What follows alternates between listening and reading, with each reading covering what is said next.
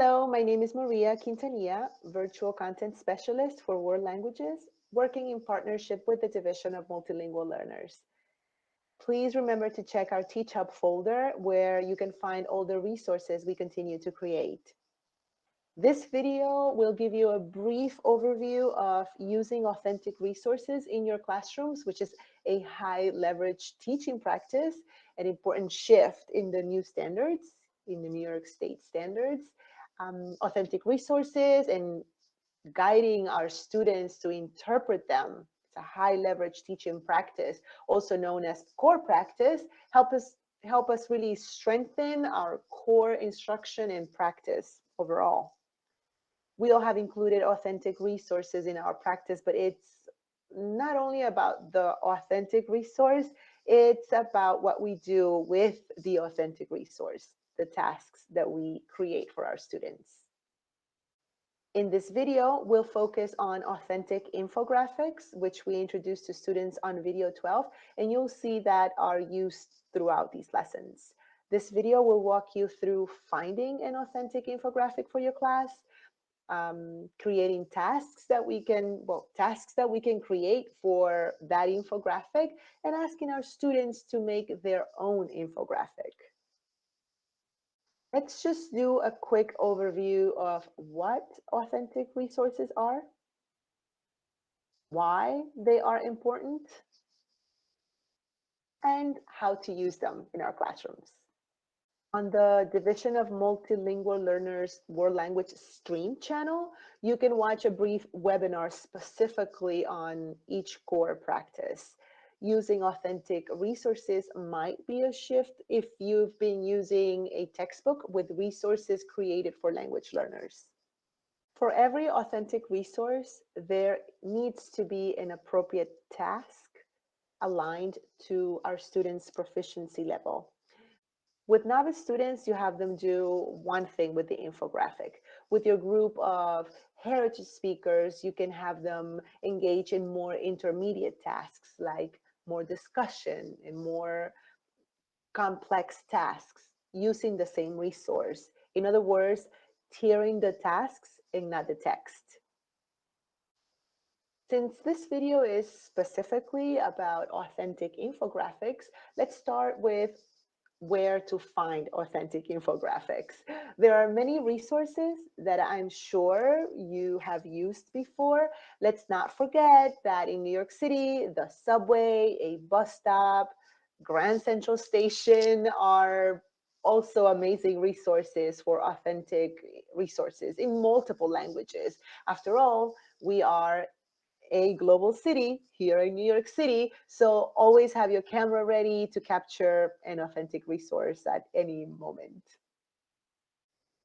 But how do we really find authentic resources? What are other ways? Well, here are a few tips. Search for keywords in the target language. Consider hashtags for social media when searching for authentic resources.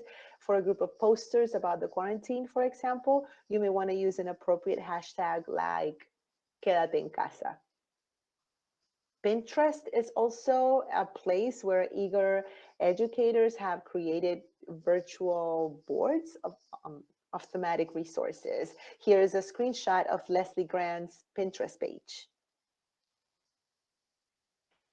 It can seem overwhelming at first, but we are very fortunate to have a world languages teacher community, to have a community of world languages teachers that share a lot of authentic resources. On Twitter, you can follow, for example, these hashtags.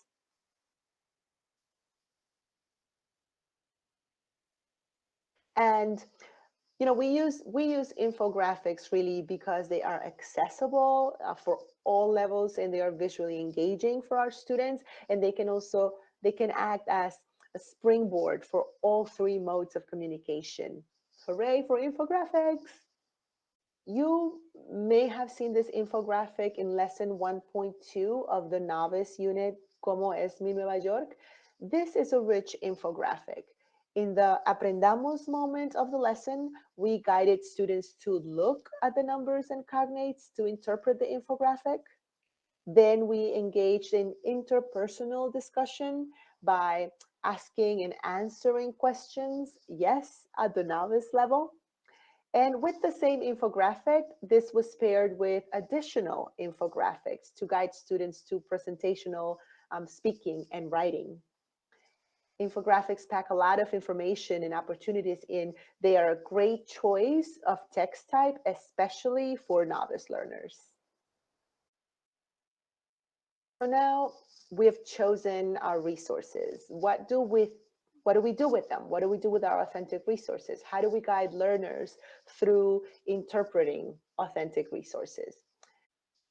As a review, the interpretive mode is receptive communication, listening, viewing, and reading, requiring the learner to negotiate meaning with the text itself. Since the reader, viewer, or listener is using both content and context to interpret and comprehend what they are reading, viewing, or listening, learners benefit from making meaning from authentic cultural text of various kinds with appropriate scaffolding and follow-up tasks that promote accurate interpretation.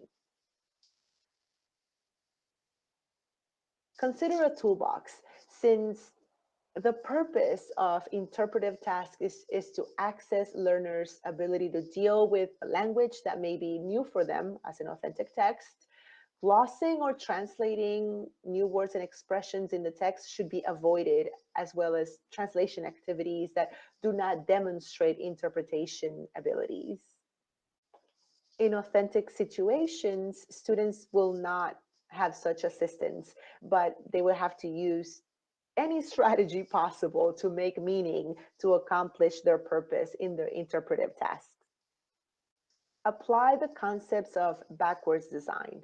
What will the students be able to do? Some examples for interpretive tasks include, well, when using an infographic, include, for novice, make a list, complete graphic organizer, answer questions, make choices, focus on numbers and pictures. For intermediate level students, maybe a graphic organizer, consider a main idea, making comparisons, express preferences and opinions. And for advanced learners, they can handle open-ended questions. Now, let's talk about making our own infographics. The best resource that I have found up to date is canva.com. It's a free service, and it has templates that you can use to create your own infographics with whatever content or information you want to put in front of your students.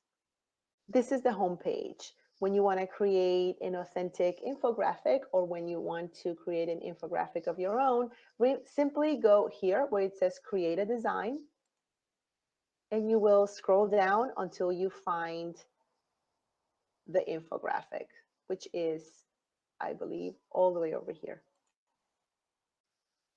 When you go on this side here, your left-hand side, you'll find different templates that you can use with your students, or you can use to create your infographic.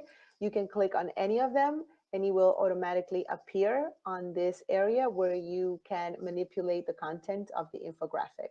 When it's time for you to download it, you can just go here and it will download to your computer, where you can upload to your drive if you're working in Google Classroom, or you can just upload it to any of your presentations.